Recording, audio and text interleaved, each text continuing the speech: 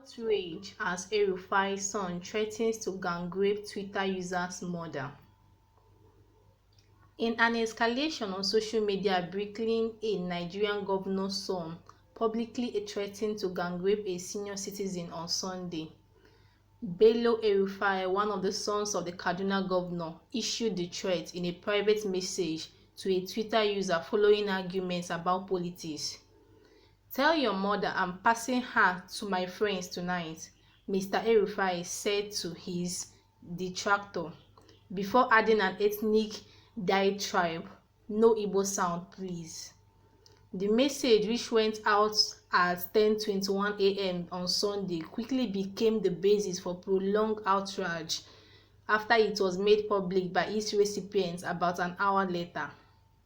Many Nigerians on social media have expressed outrage at Mr. El-Rufai, while anti-rape activists demanded a thorough investigation for probable violation of the Cybercrime Act.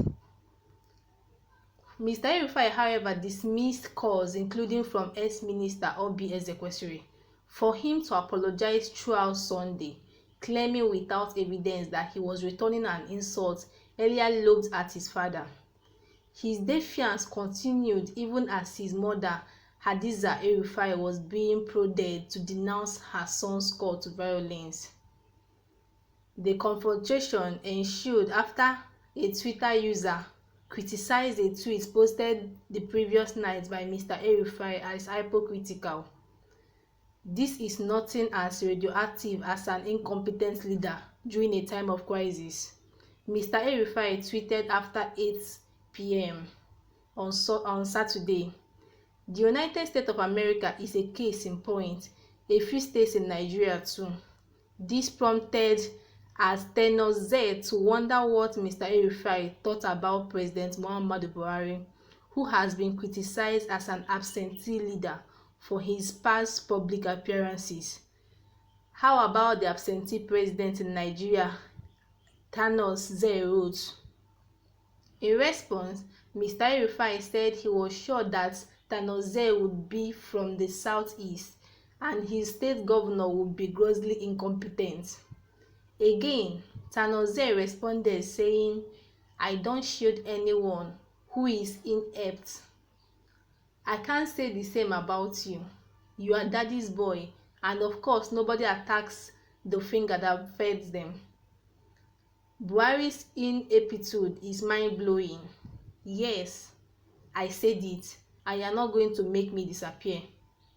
Consequently, Mr. El-Rufai rained a barrage of insults at his detractor. In one tweet before 11 o'clock a.m. on Sunday, he posted sexual innuendos against Tenor Z's mother, saying he was aware of her mind-blowing sexual capabilities. In another tirade laced with sexual vulgarity, Mr. El-Rufai tweeted at 11:02 a.m. that he had also learnt of sexual exploits of Tenor Z's grandmother.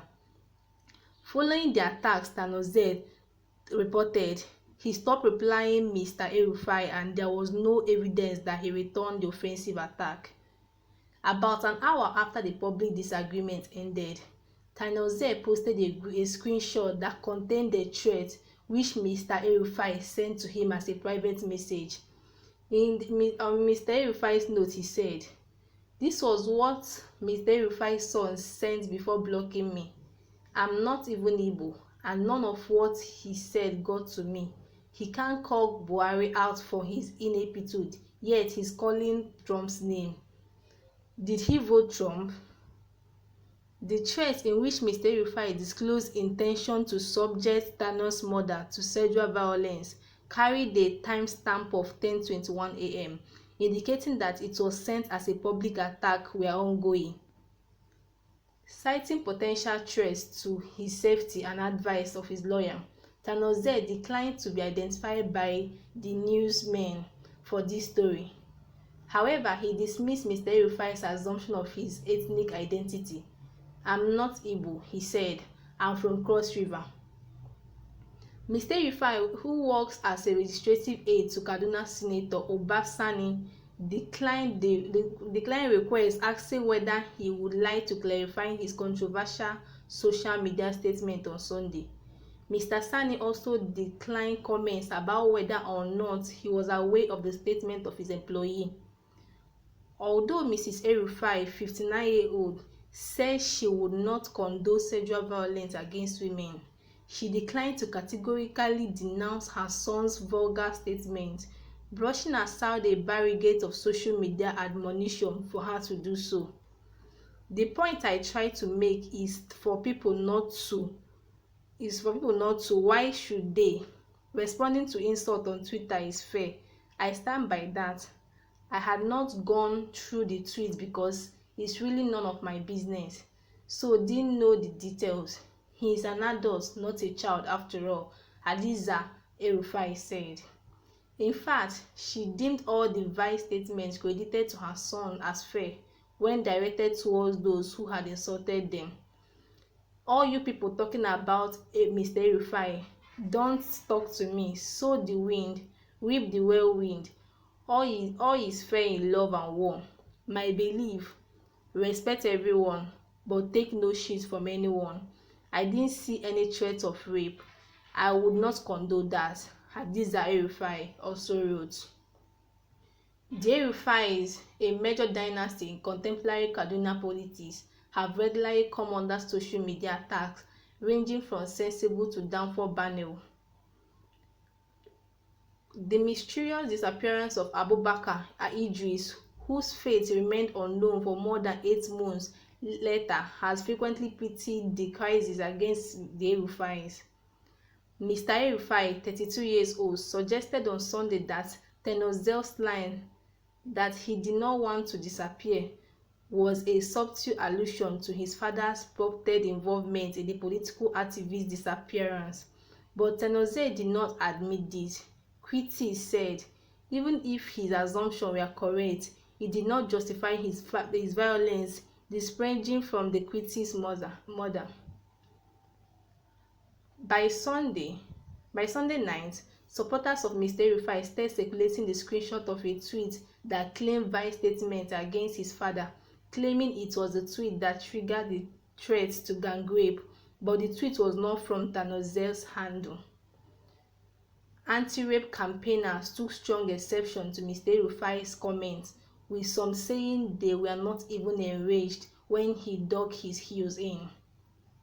Threats to gang rape a woman should not be used as a tool to get upper hand and show power, especially by people in power or with close proximity to those in power, Ayodeji Osowobi, director of Stand to End Rape, told the newsman. Regardless of affliction or content, it should not be permitted. Ms. Osowobi said Mr. El-Rufai's action appeared a violation of Cybercrime Act. It is a huge violation under the Cybercrime Act, she said. Section 23 of the 2015 law prohibits online threats with a maximum punishment of 10 years and 15 million fine.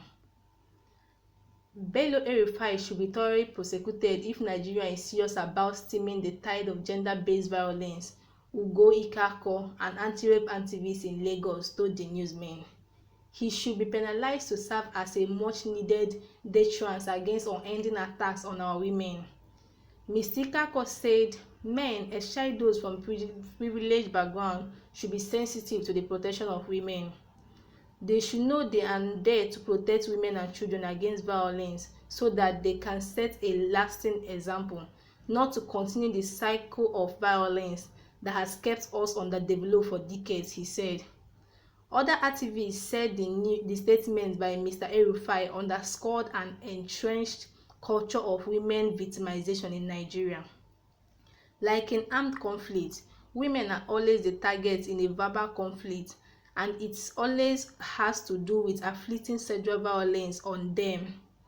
Gender equality activist Hashima told the newsman, and that is dangerous for the tide women are trying to curb. As much as society has normalized this affliction on women, verbal or not, it remains unacceptable and quite frankly atrocious, she added. Mr. El-Rufai is known to live between Kaduna and Abuja. Is known to live between Kaduna and Abuja. The Abuja Police Commissioner Bala Siramo and the command spokesman Manza declined comments about the matters on Sunday night. A spokesperson for the police in Kaduna, Sabo Abubakar, also declined comments. The activist says Sunday incident will further bolster women's determination to rid the Nigerian society of the specter of gender-based violence. They also decreed Ms. El-Rufai's reluctance to take the matter seriously, saying she dismissed an opportunity to stand as a voice for women's rights, even in a tough or awkward situation as today's development. For someone who has always described herself as a feminist, Mrs. Osowobi said, "I think she missed an opportunity to make a bold statement by prioritizing the public interest over her personal biases."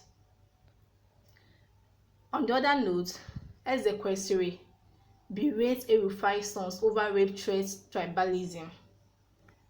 A former Minister of Education, Mrs. Obi Ezekwesili, has scolded Bello El-Rufai, the son of the governor Nasser El-Rufai of Kaduna State, for threatening the rape of murder of someone who disagreed with him on social media. In her tweet, she's noted, "Did I just see horrific tweets from the handle threatening gang rape? What was that?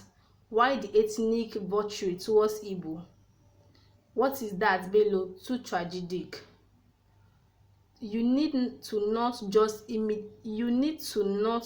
immediately apologize for those vile tweets, but get into an anger management program quickly. I have maintained that we can disagree but being disagreeable. We can object without being objectionable. Healthy debates and divergences that arise are important for democratic development of societies." And that is the news we have for today. Some Nigerians have also reacted to this ongoing crisis. Someone said, "Tomorrow they will come to tell us that they don't know who the Fulani terrorists tormenting southern Kaduna are. Their mindsets gave them away. The El-Rufai's are culpable." Then another person said, "With all the insults rained at Atiku by pro-Buhari's gangster, I have never heard any Atiku's son or daughter responding to such vitriol. It shows the deficiency in the moral upbringing of the Bello of a boy." Then another comment said, "To demonstrate his hatred for the Igbos, Mr. El-Rufai's evil child launched his diatribes at Igbos even when the person who did the tweet he found offensive said he was no Igbo.